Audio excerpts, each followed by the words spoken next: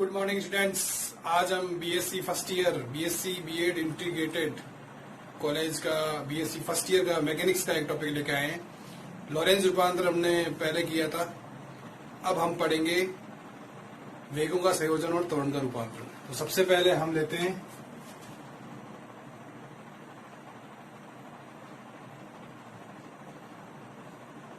वेगों का संयोजन,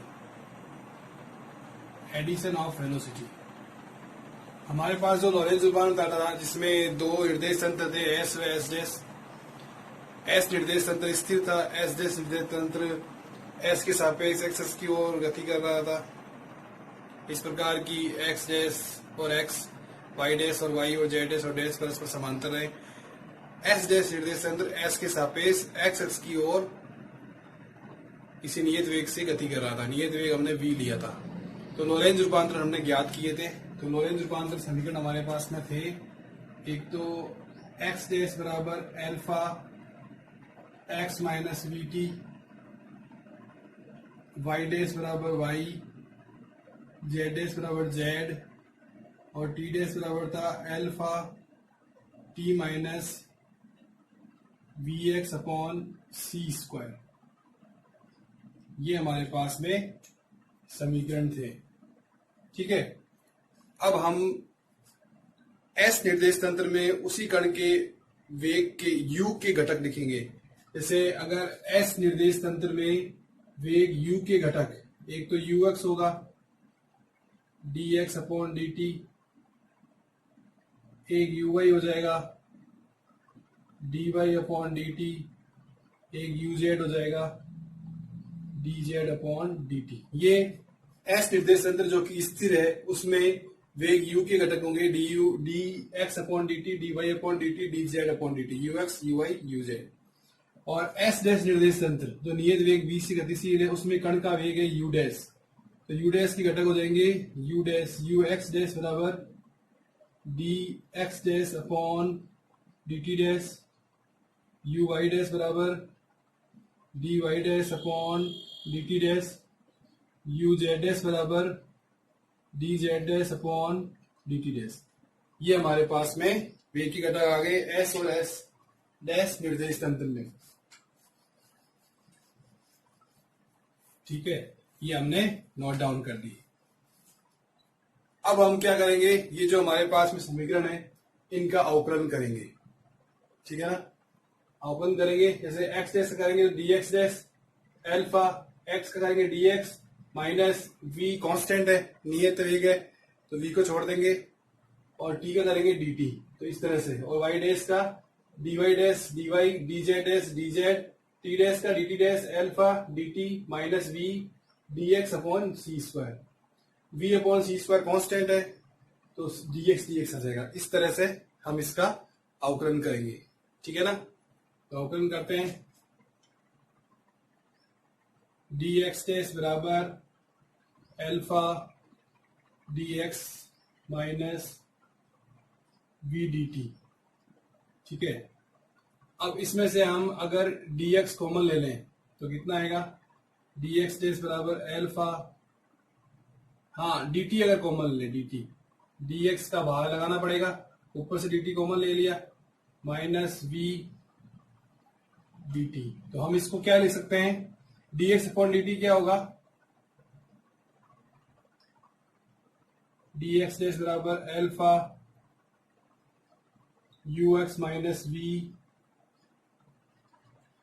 dt। ये हमारे पास में इक्वेशन आ जाएगी। dx अपॉन dt को हम ux लिख देंगे और ये dt हमारे पास कॉमन आ गया। ठीक है ना, हमने dt कॉमन लिया तो dx में dt का डिवाइड हो गया और ये dt बाहर आ गया उस हिसाब से। और dy डैश क्या हो जाएगा,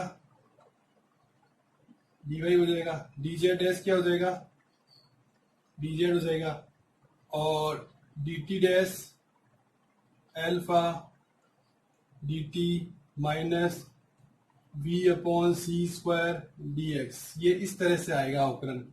ठीक है ना, तो ये dt अपने कॉमन लेंगे, dx में dt का भाग लगेगा, तो dt डैश बराबर एल्फा 1 माइनस v, और dx अपॉन dt को हम क्या लिख सकते हैं, dx अपॉन dt को हम क्या लिख सकते हैं, ux।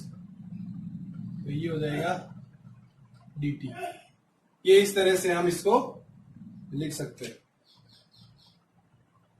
ठीक है, तो हमारे पास में समीकरणों का बदला हुआ डिफरेंशिएट फॉर्म आ गया हमारे पास में। ठीक है ना, एक तो ये आ गया dx डैश बराबर alpha ux minus v d t divide dash upon d y dz dash dz, और एक ये अपने पास में रूप आ गया। ठीक है, अब अपने क्या करेंगे, हमें निकालना है ux डैश। ux डैश क्या होता है, dx dash upon dt dash. तो इस dx डैश में इस dt डैश का भाग लगाएंगे, तो हमारे पास में क्या आएगा, अल्फा से अल्फा कैंसिल, dt से dt कैंसिल, तो हमारे पास में आएगा ux minus v upon 1 minus we you x upon C square. ये हमारे पास में यू एक्स डैश आ जाएगा। अब इसी प्रकार से डीवाई डैश में dt डैश का भाग लगाएंगे, dy में इसका भाग लगाएंगे, तो हमारे पास में dy अपॉन dt बनेगा। ठीक है ना, तो देखो मैं भाग लगाता हूं, dy dash upon dt dash, ऊपर तो बनेगा dy अपॉन dt, नीचे आएगा अल्फा और 1 minus we you x upon C square. ये हमारे पास में पद बनेगा। तो dy dash upon dt dash क्या आ जाएगा, uy डैश, और dy अपॉन dt uy, और ये कितना आ जाएगा, alpha 1 minus we you x upon C square. ये हमारे पास में एक पद और आ जाएगा। अब एक पद और है क्या, वो भी निकाल लेते हैं।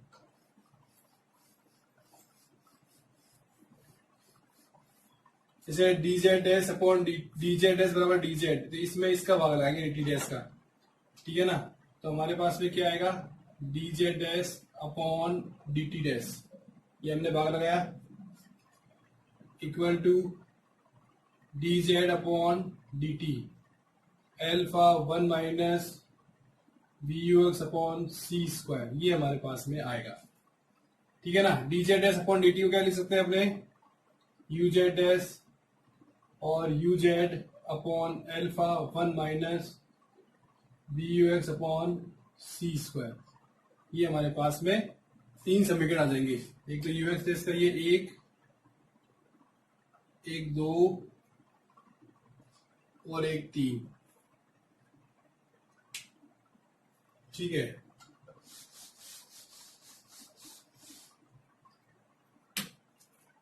और अल्फा का हम मान लिख सकते हैं 1 upon 1 minus we square upon C square की होल घात 1 अपॉन 2। ये अल्फा का मान है। ये तीनों समीकरण है, ये लॉरेंज के रूपांतरण, वेगों के लॉरेंज के रूपांतरण समीकरण है ये तीनों। ठीक है ना, तो इनको हम वेगों के संयोजन का आपेक्षीय नियम भी कहते हैं। वेगों के संयोजन का आपेक्षीय नियम से आपके क्वेश्चन आवे तो आपको ये टॉपिक हल करना होगा। ठीक है, अल्फा का मान ध्यान रखना कि 1 अपॉन में है, 1 minus we square upon C square की अंडर रूट में, तो ये ऊपर की ओर जाएगा। इसको खोलेंगे तो ये ब्रैकेट ऊपर की ओर जाएगा। इनमें सब में ये ध्यान रखना। ठीक है ना, इसमें अल्फा है नहीं समीकरण नंबर 1 में। ठीक है, ये चीज आप नोट डाउन करना, मैं लिख देता हूं एक बार, ये तो लिखा हुआ है ही।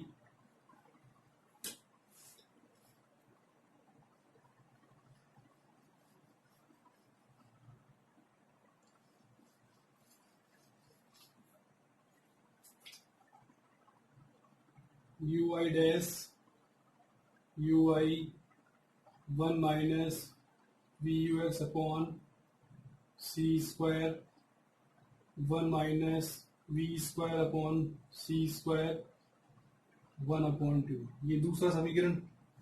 और इसी प्रकार से तीसरा क्या हो जाएगा, यू जेड डैश बराबर u z upon 1 minus we you x upon C square 1 minus we square upon C square 1 upon 2। इस अल्फा का मान रखेंगे ना तो ये ब्रैकेट ऊपर चला जाएगा, ये कोष्टक राशि ऊपर चली जाएगी। ठीक है ना, तो ये समीकरण नंबर 3 का बदला हुआ रूप आ जाएगा। ठीक है, ये लॉरेंज के वेग के रूपांतरण है या वेगों के संयोजन के आपेक्षीय नियम है। ठीक है।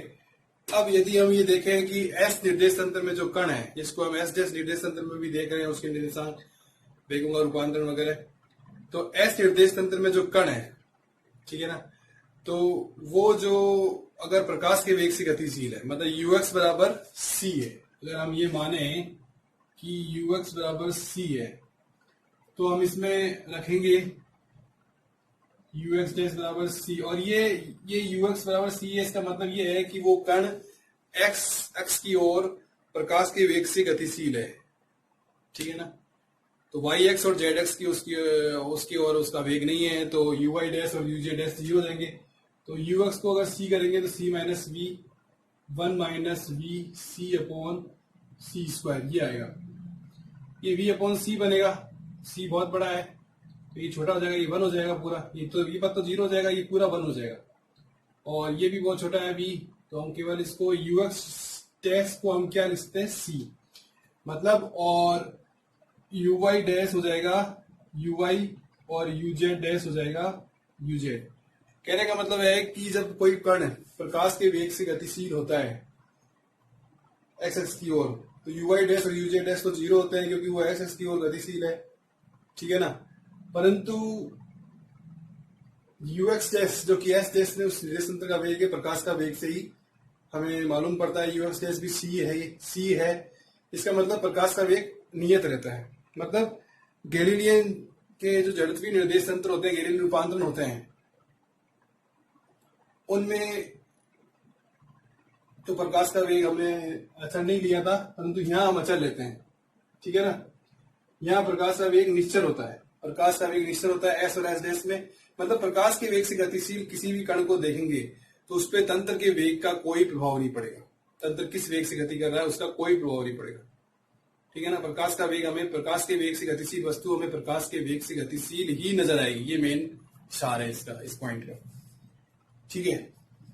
अब अपने इसका प्रतिलोम लॉरेंज रूपांतर निकालते हैं। प्रतिलोम लॉरेंज रूपांतर में ध्यान रखना कि जैसे यहाँ पे यूएक्स डैश है, तो हम यूएक्स का मान निकालेंगे, एस निर्देश तंत्र में जो कण के वेग हैं UX you why you Z, उनके मान निकालेंगे। जैसे यूएक्स निकालेंगे तो ये आ जाएगा यूएक्स डैश, और ये वी है, ये प्लस का हो जाएगा, माइनस का हो जाएगा, मतलब minus minus plus, u x dash plus v, यहाँ पर भी वी है तो ये हो जाएगा 1 plus v u x dash upon सी स्क्वायर, ये एक हो जाएगा प्रतिलोम लॉरेंज रूपांतर, इनवर्स लॉरेंज ट्रांसफॉर्मेशन।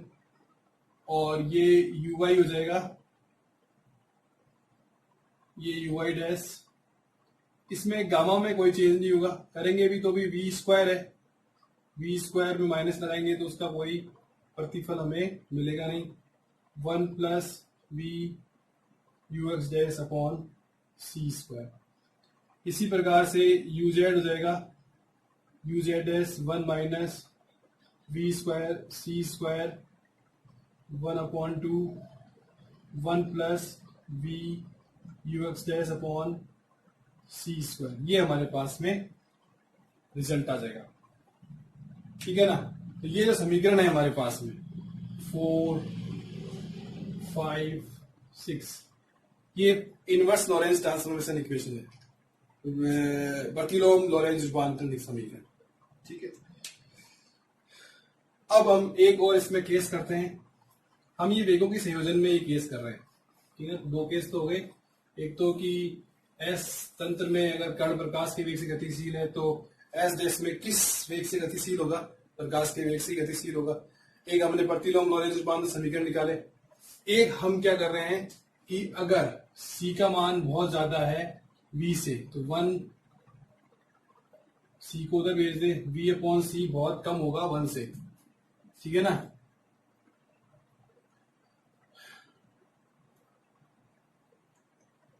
तो हमने जैसे एक्स डेक्स बराबर लिखा था alpha x minus v T, ये हमने लिखा था।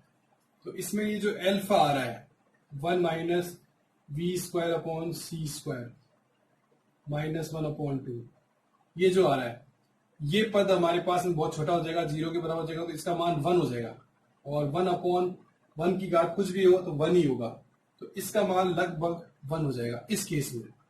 तो एक्स डैश का मान आ जाएगा एक्स माइनस वी टी, और वाई डैश बराबर तो वाई होता ही है और जेड डैश बराबर जेड होता ही है।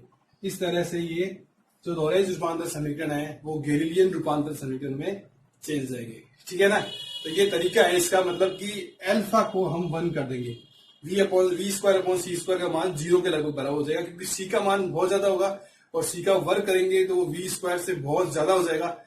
तो अगर हर में जो क्वांटिटी होती है वो बड़ी हो जाती है तो उस पूरी भिन्न का मान बहुत शून्य के बराबर हो जाता है। तो इस तरह से 1 माइनस शून्य तो 1 हो जाएगा, 1 की घात कुछ भी हो वो 1 ही होता है। ठीक है ना। तो ये आप थोड़ा सा ध्यान रखना। ये तीसरा केस है। ठीक है। अब हम करेंगे त्वरण का रूपांतरण। त्वरण के रूपांतरण में हम सिर्फ ये वाली समीकरण लेंगे, यू एक्स डैश बराबर u x minus we 1 minus we you x upon C square. बाकी भी कर सकते हैं अपने, बाकी वैसे लिख देंगे कि हम वाई और जेड घटक भी इस प्रकार से प्राप्त कर सकते हैं। ठीक है ना। ज्यादा अपन को लेंथी करने की जरूरत नहीं है, अपन को सिलेबस के अनुसार ही चलना है। ठीक है। तो इसका हम अवकलन करेंगे D you x dash upon D T, T की सापेक्ष करेंगे अवकलन। ठीक है ना। अब इसमें दो फलन है हमारे पास में, एक तो है यू एक्स माइनस वी, इसको हमने छोड़ दिया। एक हमारे पास में मैं लिख सकता हूं यहां कि एक तो है यू एक्स माइनस वी और एक है 1 minus we you x upon C square की होल घात -1। ये है हमारे पास में पद। तो -1 गुणा में आएगा, इसका अवकलन कर रहे हैं हम। ठीक है। 1 minus we you x upon C square की होल घात -1 एक कम हो जाता है और घात, जैसे एस की घात एन का करते हैं तो एन एक्स की घात n-1 उस तरह से। और इसमें यू एक्स का जो कॉफिशियंट है v अपॉन सी स्क्वायर माइनस में वो आ जाएगा v अपॉन सी स्क्वायर, और यू एक्स का क्या हो जाएगा D you x upon D T. ये तो हुआ हमने इसको छोड़ के इसका अवकलन किया तब, प्लस अब हम दूसरे वाले पद को छोड़ देंगे v यू एक्स अपॉन सी स्क्वायर -1, इसका करेंगे तो v तो कांस्टेंट है, ये तो 0 हो जाएगा, तो इसका हो जाएगा D you x upon D T. ये हमारे पास में एक डिफरेंशिएट फॉर्म आ जाएगी समीकरण नंबर 1 की। लॉरेंज रूपांतर समीकरण जो है उसकी डिफरेंशिएट फॉर्म आ जाएगी। ये ध्यान रखना, यहाँ dt है और यहाँ पर भी dt है, इस चीज का ध्यान रखना। तो अब जैसे D you x dash upon हम कर रहे हैं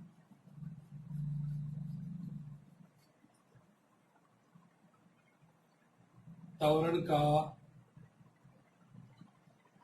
रूपांतरण। ठीक है ना। D you x dash upon D t equal to ये माइनस और ये माइनस प्लस, तो यू एक्स माइनस वी और ये हो जाएगा v अपॉन सी स्क्वायर, नीचे आ जाएगा 1 minus we you x upon C square की घात होल स्क्वायर।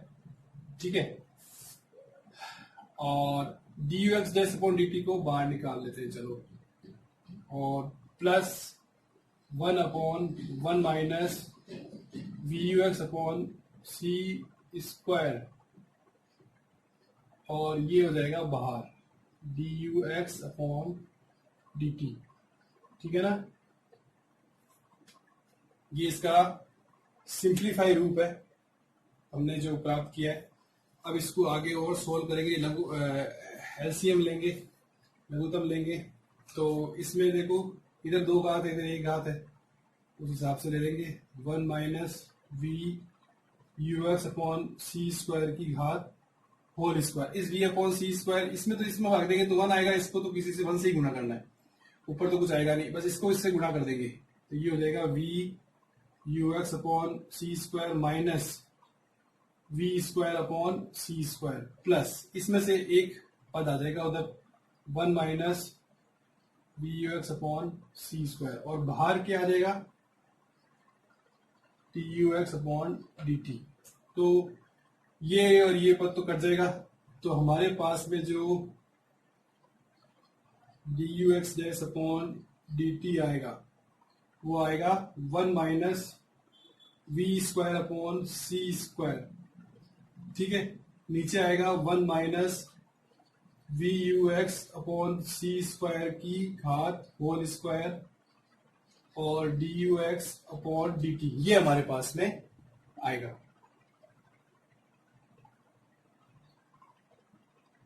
ठीक है, अब हमें यहां चाहिए D you x dash upon D T dash, ये हमारे तभी ए डैश बन पाएगा।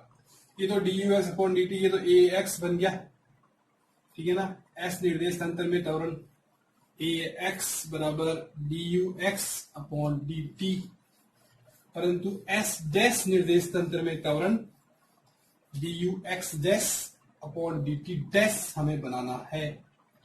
तो हमने जो टी डैश की इक्वेशन लिखी थी alpha t minus v x upon सी स्क्वायर, ये हमने सबसे पहली इक्वेशन लिखी थी लॉरेंज रूपांतरण की। फिर इसका अवकलन किया था डी टी डैश बराबर alpha D T V D X upon सी स्क्वायर, ये हमने ऐसा किया था, याद आ रहा है।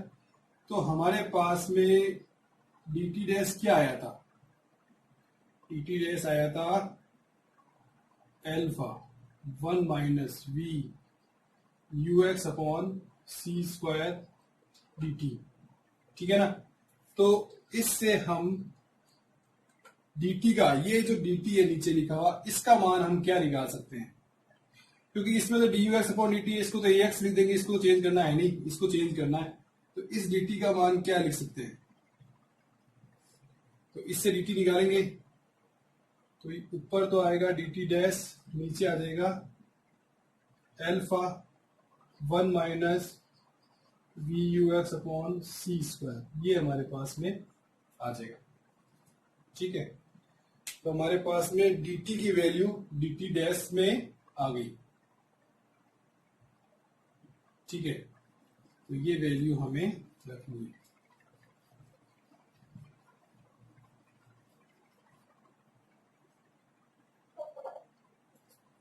तो अब हम मान रखते हैं D you x dash, D you x dash, अब नीचे dt आएगा, dt की जगह क्या लिख सकते हैं अपने dt डैश, और गुणा में लिख सकते हैं alpha 1 minus we you x upon C square, ये equal to 1 minus we square upon C square upon 1 minus we you x upon C square D you x upon D T, ये हम लिख सकते हैं। और एल्फा का मान क्या आता है, 1 upon 1 minus we square upon C square की घात 1 अपॉन 2, ये आता है, ठीक है ना। एल्फा का मान लॉरेंज रूपांतर समीकरण में एक नियतांक है, तो इसकी जगह ये रखेंगे, वो नीचे आएगा, ये वाला कोष्टक जो नीचे आएगा वो उधर चला जाएगा ऊपर, और ये इसके नीचे चला जाएगा। तो उस हिसाब से हमारे पास में D you x dash upon D T dash क्या आएगा, एक तो आएगा 1 minus we square upon C square, ठीक है। एक इसका आएगा ब्रैकेट, वो भी जाएगा 1 minus we square upon C square की घात 1 अपॉन 2। एक ये आएगा 1 minus we you x upon C square, ये वाला पद, एक ये पद भी आएगा 1 minus D you x upon C square, और साथ में आएगा D you x upon D T. तो हमारे पास में D you x dash upon D T dash को हम क्या लिख सकते हैं, ए एक्स डैश, ठीक है। इन दोनों की 1 और 1/2 क्या हो जाएगा, 1 minus we square upon C square की होल घात 3 अपॉन 2, नीचे क्या आएगा 1 minus we you x upon C square की घात स्क्वायर, और ये क्या हो जाएगा ए एक्स, ठीक है ना। तो इस तरह से हम एक्स घटक त्वरण का निकाल सकते हैं। ए एक्स डैश बराबर 1 minus we square upon C square की होल घात 3 अपॉन 2 और 1 minus we you x upon C square की होल घात स्क्वायर और ए एक्स। तो ये हमारे पास में एक्स घटक आ गया। इसी प्रकार से हम वाई घटक और जेड घटक भी निकाल सकते हैं, वो निकालने की आवश्यकता नहीं है क्योंकि हम सिलेबस अनुसार ही चलेंगे। तो ये हमने एक्स घटक निकाल लिया, इसमें एक्स घटक ही निकालना होता है, ठीक है। इस तरह से ये त्वरण का रूपांतरण और वेगों का संयोजन हमने किया। लॉरेंज रूपांतरण की बात का टॉपिक है। लॉरेंज रूपांतरण हमने पिछले टॉपिक में किया था। आपको ये वीडियो कैसे लग रहे हैं, आप लाइक कीजिए, कमेंट लिखिए और सब्सक्राइब कीजिए, प्लीज सब्सक्राइब द वीडियो। हमने क्या है कि थोड़ा सा मिस्टेक किया था, वो देख लीजिए कि अब सब्सक्राइब तो किए, वीडियो लाइक कीजिए। यहाँ जो स्क्वायर आया था, यहाँ स्क्वायर आएगा तो यहाँ स्क्वायर आएगा, यहाँ 1 हो जाएगा, यहाँ क्यूब हो जाएगा, ठीक है ना। इस तरह से ये लॉरेंज रूपांतरण प्राप्त होगा, ए एक्स डैश एक्स घटक लॉरेंज रूपांतरण प्राप्त होगा। ये एक्स घटक है एस डैश निर्देश तंत्र में ए एक्स डैश, और ये एस निर्देश तंत्र में ए एक्स है, ठीक है ना। और ये 3/2 पावर है और ये 3 है, ये ध्यान रखना, ठीक है। तो इस चीज़ को आप ध्यान रखें और वीडियो को देखें और इसमें देखें क्या कमी है। और आपको अगर और किसी इस टॉपिक पर वीडियो चाहिए तो आप प्लीज़ मैसेज सेंड करें। कोई भी क्लास का, बीएससी का लेवल का या एमएससी लेवल का कोई भी वीडियो चाहिए तो आप प्लीज़ कमेंट करें और सब्सक्राइब ज़रूर कर दें, ठीक है ना। Thank you very much.